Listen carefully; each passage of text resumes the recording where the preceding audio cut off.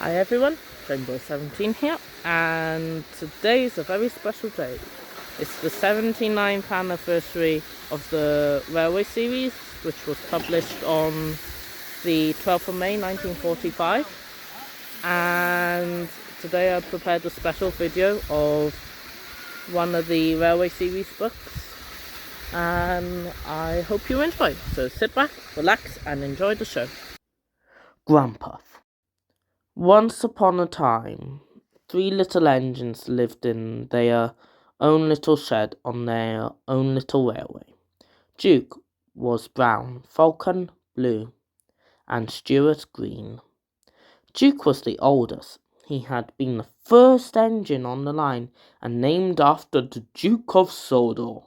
He was proud of this and wanted everything, just so whenever the others did anything they shouldn't, he would say that would never suit his grace. Other engines came and went, but Duke outlasted them all. Stuart and Falcon called him Grandpuff. Duke was fond of them and tried to keep them in order. They were fond of him too, as he was so wise and kind, but they did get tired of hearing about his grace. Sometimes they would wink at each other and chant solemnly, "Engines come, engines go, Grandpuff goes on forever." "You impertinent scallywags," Duke would say indignantly.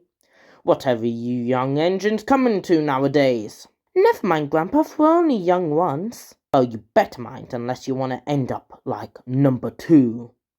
"Oh, Grandpuff, whatever happened?"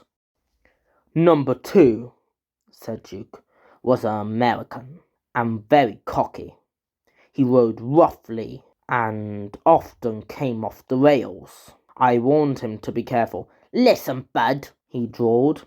"In the States we don't care a dime for a few spills." "We do here," I said, but he just laughed. Heh. But he didn't laugh when the manager took his wheels away and said he was going to make him useful at last. "Why, what did he do?" "He turned him into a pumping engine, that's what. He's still there behind our sheds." Stuart and Falcon were unusually good for those several days. Stuart and Falcon became useful engines, and all 3 were happy together for many years. But hard times came. The mines closed one by one, and the engines had little to do.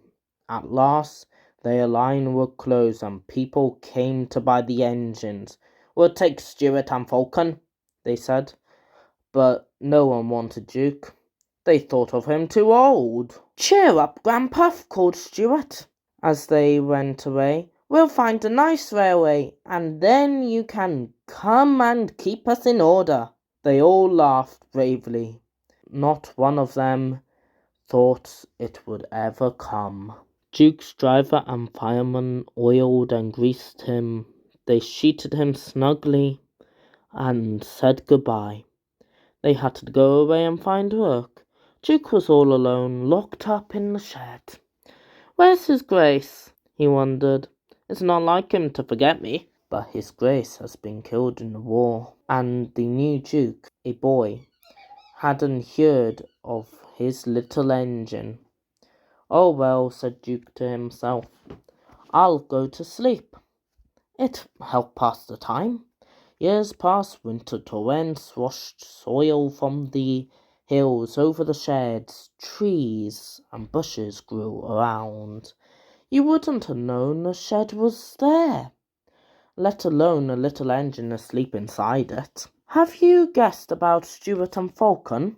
Yes, you're quite right. They came to the Thing Controller's railway. He gave them new coats and new names. Stuart became Peter Sam, and Falcon Sir Handel. They prefer their new names.